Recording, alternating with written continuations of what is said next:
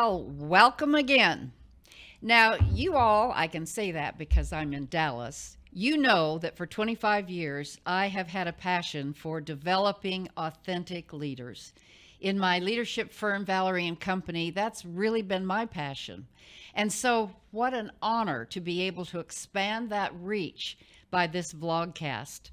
And you know, today I have a really interesting show with Carlos Carpizo, entrepreneur personified. And when we met, here's what he said. He said, Valerie, you know, if you want to connect easier with Gen Zs, let's talk. And that started many conversations. So we will talk. Stay tuned. Welcome to our podcast, Doing It Right.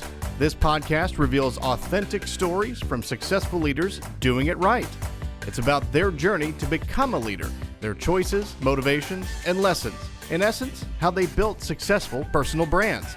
Your host is Valerie Sokolosky, author of 8 leadership books and nationally known as an authority on executive presence and personal branding. Let's get started. Here's Valerie. So let's talk about Gen Zers. I can't wait. Who they are, what they think, what environment do they flourish in, and how do we work with and through them? So, Carlos, my guest today, has a passion, especially for the disadvantaged young adults. And he's found a way, and this is what we'll talk about, of developing Gen Z talent, and they are very talented, by using gaming and the Metaverse. Sound interesting? Carlos, I can't wait. Welcome to the show. And I can't wait to get into the nuts and bolts of even some of the technological words that are like, what did he say or she say, and what was that about? But you have found a way by using gaming and the Metaverse to develop ways to connect with Gen Zs and to develop them. Tell us what that's about. Absolutely, Valerie, and thank you very much for having me on your show. Buenos dias to everybody who's watching, and I'm really excited because yes, it is a passion of mine. And but first, let me tell you why, because I always like to go to why. Okay. Gen Z is near and dear to my heart because I have 2 Gen Zs, 2 great young men. But for everybody out there, let me tell you, if you didn't know already, why Gen Z is very important. They're important for multiple reasons. One of them, and probably the key, is their demographic significance. They're the largest generation in history, comprising roughly 27% of the global population. Wow. Yeah, let that sink in. They're, of course, technologically savvy. That's something that we all know. They're great at social consciousness because I wasn't, thinking much about the environment and the future of the world, or a lot of what did inclusion mean when I was growing up. They do. They know it very well. They're very preoccupied with that. And of course, they're going to have a big economic impact for generations to come, but also for our generation, because they will become 30% of the workforce by 2025. That's critical mass, and it'll only grow from there. So that's why Gen Zs are very important. And like any generation, they have different traits, trade-offs, pros and cons. And here I'm going to refer to your book, which, I love. Thank Do It you. Right. Thank And you. very clearly here on page 35, you rightfully indicate, if you want to learn what a person is really like, ask 3 questions. What makes them laugh? What makes them angry? What makes them excited? So I'm convinced that gamification and the Metaverse, which is where they live, this is what they're used to, is a great way to get to find the answers to those questions.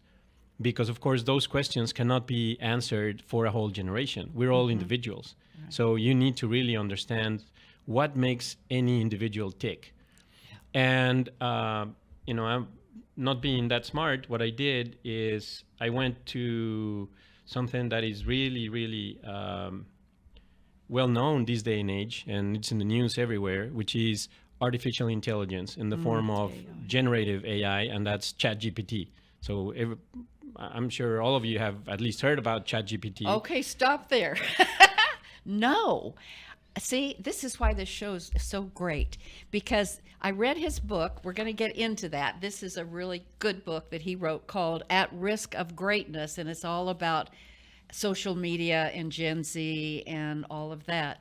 But the language, so forgive me for stopping, but I didn't know what Metaverse was. I didn't know what, you say something in your book, metamorph. I mean, so if I slow you down, it's like, what's that? So go ahead. Please What's do. that? Please do. So what I asked ChatGPT is, what do you consider immersive? And in short, because it gave me a very long-winded answer, which is, pretty amazing, is something that fully engages senses and imagination in the process.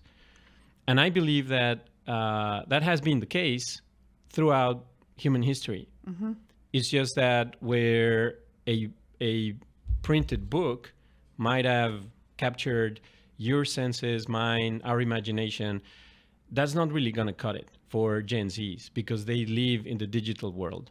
They're the first generation that grows up with a smartphone on their hands and with 24/7 access, unfortunately, to social media, to a lot of knowledge, but to a lot of distractions too.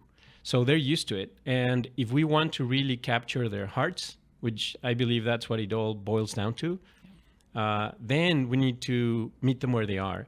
And that today is the Metaverse. You had a great show just here recently about the Metaverse and gamification. So that's why we're concentrating on that, not for the opportunity youth, at-risk youth, but really for corporations.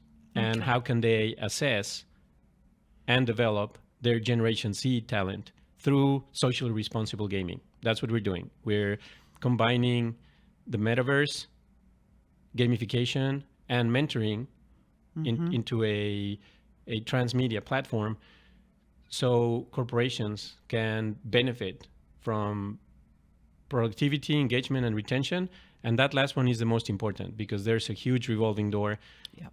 If we're not meeting Gen Zs where they are, of course they're going to leave. So we think we have found a way to stop that revolving door.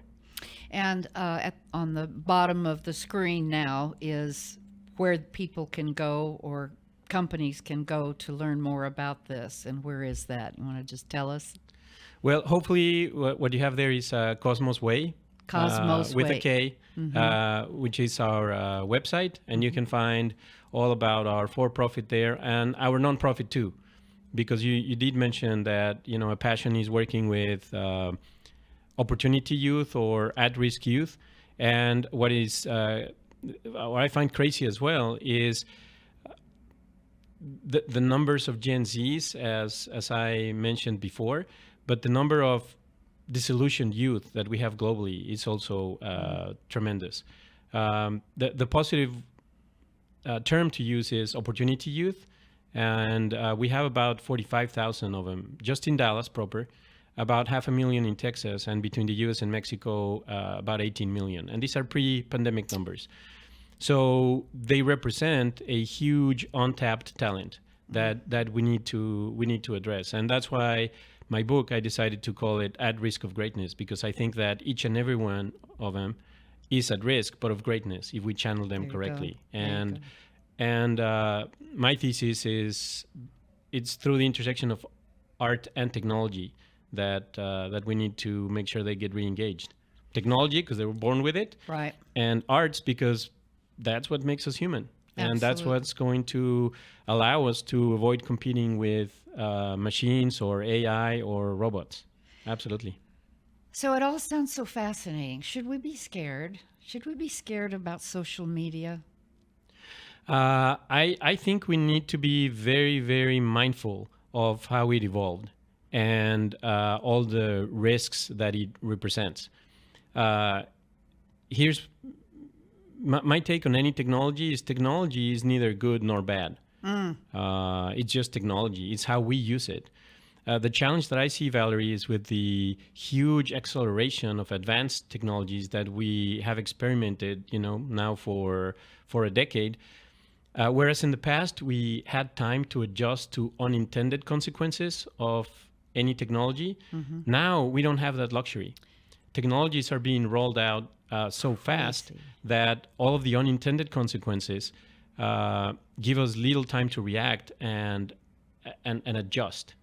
And if you take that one step further, not to disparage, any technology company here, but a big issue is that some of those unintended consequences are now being used to prey on the gaps in development in young adults' brains. Yeah. And a whole nother podcast, isn't it? Oh, that's a whole other podcast. I was pretty happy when I was about to publish my book in December of 2020, because I was already quoting Tristan Harris, a former design ethicist at Google, that decided to speak up on these very same issue. And shortly before I published my book, a documentary came out called The Social Dilemma. Yes, it was fascinating. And it's fascinating, and that one's scary. And I was thinking that would really, bubble up this topic to everybody's, share of mind. And I was really surprised to see that, honestly, it didn't happen. On Netflix, I was watching how it was climbing up to be one of the top 10. And then all of a sudden it disappeared. Really? Yes. So the show itself. Well, it's still there. Yes. But it didn't continue trending up to get to number one and stay number one. I'm of course very biased, but if you ask me, that should have stayed number one for a long period of time. Just like most of the pop songs that that are out there, because to me it's that important, and it is scary. However, we need not be afraid to address it and to talk about it with our Gen Zs particularly, even though unfortunately they don't like to listen to their parents. No. Get but off with the screen. Yes, no, Dad. but with society, limit screen time. Don't get off of it, because that would be wishful thinking. Because now we're surrounded by screens. That's right. The TV is no longer a TV; it's just a bigger screen than a smartphone or a tablet. But limit screen time. Yeah, let's get them back to doing some activities that we grew up with that they're not that used to anymore. For example, I talk about my theory of why we're here, and I call it the slingshot theory. Slingshot theory. Yes, because we're feeling the pinch back before we thrust forward. Well, I have to explain to a lot of Gen Zs what a slingshot is, because they've never used one. Maybe they've seen one in Angry Birds, but they haven't used one. And I haven't I grew seen up a with slingshot in a long time. Yes. What you just said too is kind of like Garth Brooks' documentary. For those of you who have seen, and if you haven't, you should. Garth Brooks put his hands up and he said, in my life, it's been constantly a blessing and a curse, a blessing and a curse. And so I'm immediately bringing a visual to what you said. Social media is a blessing and it's a curse. Technology is a blessing and a curse. But I want to get back into the gamification that you're using to develop these Gen Z talented people. So first of all, what's gamification? That sounds so easy. Most of you may know, but what is it and where'd it come from? Absolutely. And mind you, I'm no expert on this, but we need to understand that gamification is very different from just video games. And I'm going to refer to some research that was done by a team of 22 very bright minds at SMU's Boulevard Consulting, who are collaborating with us at Cosmos. And because they gamification, there again, here's all these mysterious words: gamification, gaming, what's the difference? Yes, and it all starts from play, because play is very important. Okay. Play is innate to not only humans but to all mammals. If you think about a pack of lions, you see the small lions playing. That's how they learn. And the lionesses, and not so much the lions, they encourage them to play, because that's how they learn. That's how we learn as humans too. So play is very important. But fast forward, and when play used to be out in the fields, then now we're playing in the digital realm. Yeah. And that started in the 1960s with the very first video games. Nintendo, Atari, and Pong, and I was playing some games that now seem like totally dull. Actually, I have a very good friend in Mexico City that has like an arcade with, I don't know, like 3,000 games, because all of the games that we used to play in specialized devices and in arcades in public places can now fit into just like one single microchip. That's just crazy to me. So you can select a lot of games. But games also have a very good way, and there's a relationship with literature. And take chess, for example. Chess is a strategy game, and it's played globally. Why? Because we like to be entertained, we like to be challenged. And that's where gamification comes into play, because it's not just video games. It's using what we now have as a means of technology to accelerate the learning process, to build social connections, to increase engagement levels, to ensure interactive training. And some of the research here that they provided to us is that already by 2015, as much as 40% of the global 1,000 organization used gamification as a primary tool to transform business operations. And I find that's pretty interesting. 72% of employees claim gamification inspires them to work harder. So it's how they think. Exactly. And there's more and more gamification. I know of a great entrepreneur that is using, and has been using for a number of years, gamification to increase sales, and very specific to salespeople, and how can they increase their performance through gamification. Or I know of a great DISD teacher, Carlos Galindo, who's using gamification to teach children to read better and faster. And those are just examples. So it's been very widely used in education. And now we see it more and more on the workforce. It's just that it's not a silver bullet. Gamification by itself is not going to do the trick. We need to, and here you can tell me more about it because that's your area of expertise. We need to just use it as part of a big toolbox that we have to make sure that we address all the generations that we have in the workforce today, which are going from baby boomers to Gen X's and millennials and Gen Z's, all together in the workforce, to all of the different job roles that we have. More importantly, the ones that we don't even know are going to be there in just 5 years. So it's using a lot of different tools to make sure that we have an engaged workforce, because if we don't capture the hearts of anybody, then it becomes very dull. And I think that the pandemic opened up the eyes of a lot of people that hadn't seen that, but now we realize it. That's for sure. We need purpose. We need purpose. Gamification. So I should not get so upset when I see everyone walking down the street like this. No, that's a whole nother story. Looking back when we were at recess at school, that was play. And to your point, that was teaching social interaction and so forth. So bottom line, if I had to just ask you this, is gaming good or bad? Tell parents, because parents are usually the ones that are saying, get off that whatever it is they're using, right? What would you say to parents? I think you've got something in your book on this.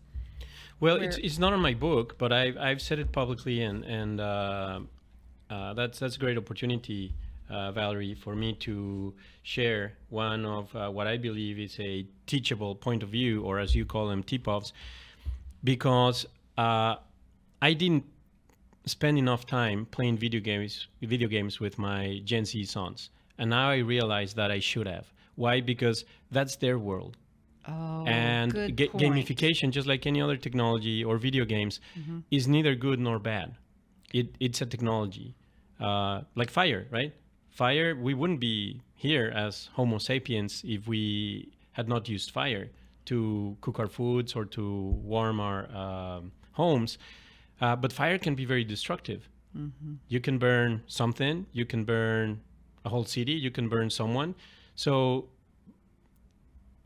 would we have not used fire knowing that there's, bad things that can be done with it, That's a harmful good things that point. can be done with it? Yeah. No, of course we need to use it. So same thing for video games and gamification. We need to understand it better. And being always positive, we need to be curious, because that's one of my tip-offs is always be curious, be learning always. And that to me is one of the key 21st century skills, curiosity. We're born with it. As kids, we ask questions galore. And somehow the education system and the parenting styles lead us to not ask that many questions. But we need to ask more questions, because that's how we learn. That's Sure. And unstructured play is a good way to do that, encouraging children and young adults to continue to ask questions. So that to me is key. Always be curious, always be asking questions, and find out what is it that, in the case of digital technologies, which are not going to go away, like we said, it'd be foolish to believe that you can tell a young adult, don't look at screens, let's teach them how to make good use of screens. Let's teach them how to make good use of video games, of gamification. Let's teach older generations how can we take advantage of it to have a more productive workforce and hence, a better functioning society. That is key, I find. And so going back to where I started, as far as I should have played more with my children, what I can tell your audience is play more video games with your Gen Z sons or daughters, because that's where they live. And that's a great way for you to allow them to share their world and teach us something. That's very important. That's a really important point, and I'll give kudos to my son-in-law, who has been walking up the stairs into the video room with my two grandchildren since they were on video games. And I used to think, what is he doing? And he was very smart. He was learning. He was engaging with the kids where they were. And socially speaking and parenting speaking, they couldn't be closer because they played the games. You have Good a couple. for him. Yes, exactly. He's a great dad. You have some lessons learned that I wanted to touch on before we go, and that is to find role models who inspire you. Who inspired you? Oh, there's a lot of, individuals that have inspired me throughout my life, starting with my dad, a couple of uncles, growing up in Mexico City. But then, fast forward, and I've always been very blessed to find inspirational models throughout my career as an executive. I'm now a recovering technology executive turned entrepreneur.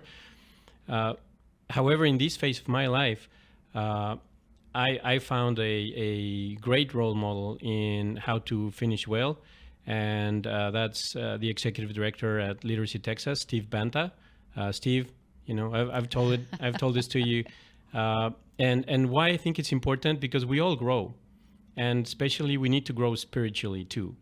And when it comes to a point in your life that you start, growing gray hair, and you're no longer searching so much for success, but you're looking for significance.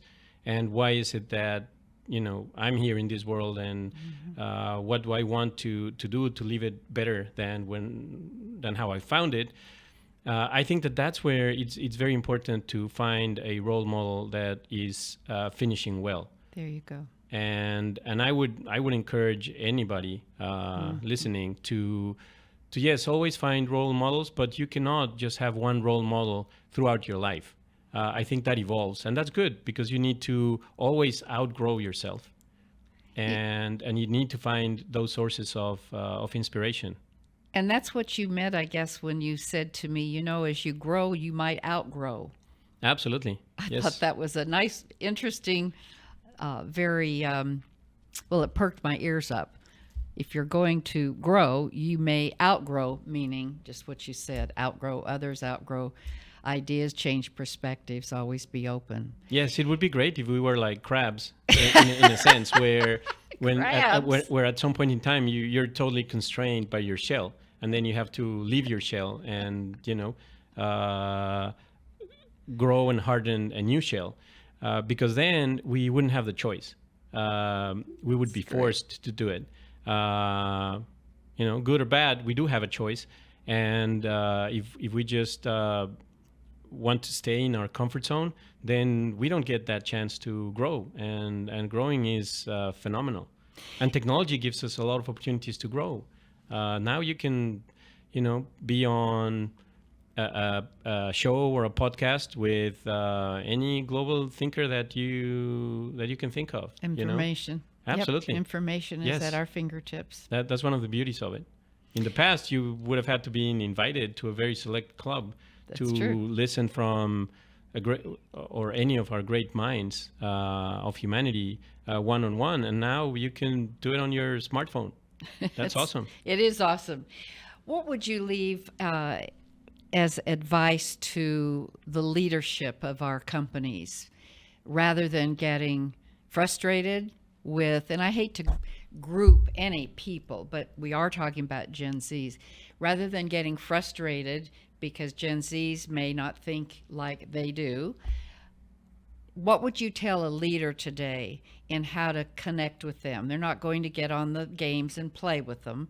So I'd like some advice for leaders who are really wanting to connect and help that person's development professionally. Sure. That's a great question, Valerie. So be open, be curious, try to understand them and look at always the positive aspects of how they behave.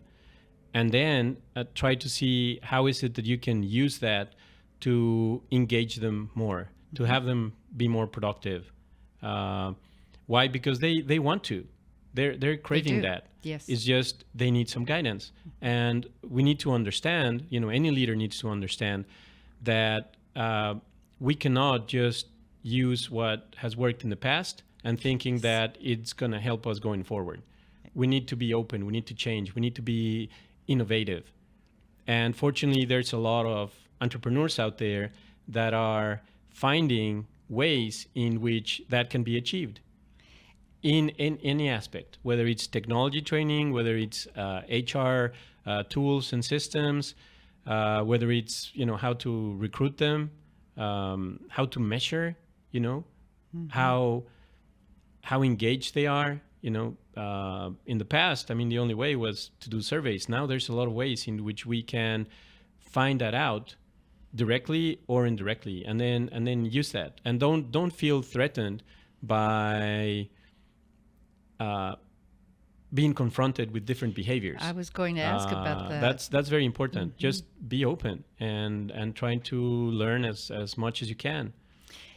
Thank you that's a great way to end our conversation about Gen Zs with a story, Carlos, that not so long ago I was doing leadership work in a company, and one of the participants was in the Gen Z category, and she pushed back, which doesn't always happen when you have a speaker and an expert in a topic, and she pushed back.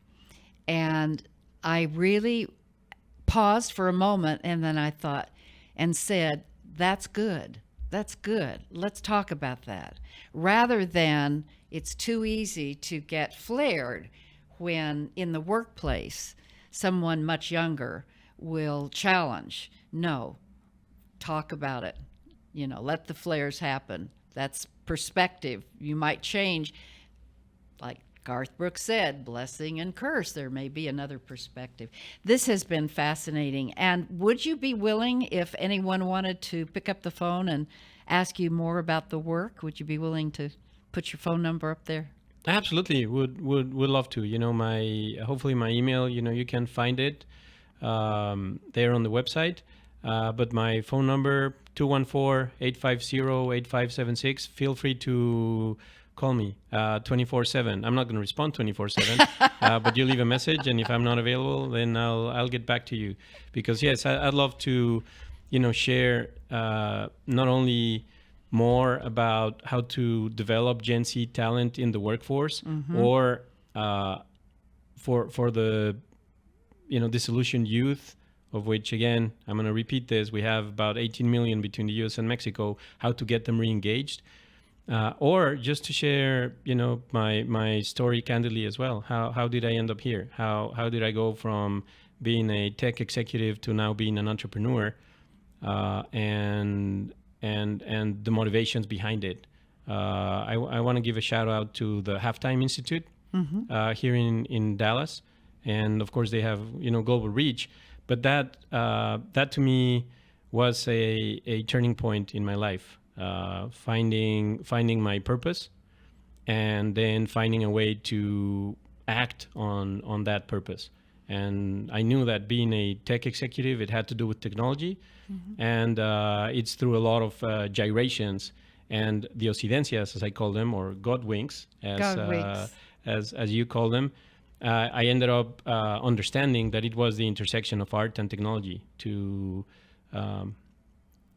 develop that GenZ talent on all sides of the spectrum, whether they are disengaged totally, or whether they're already engaged and they're in the workforce, and we need to groom them to be the leaders of our future, because that's already happening.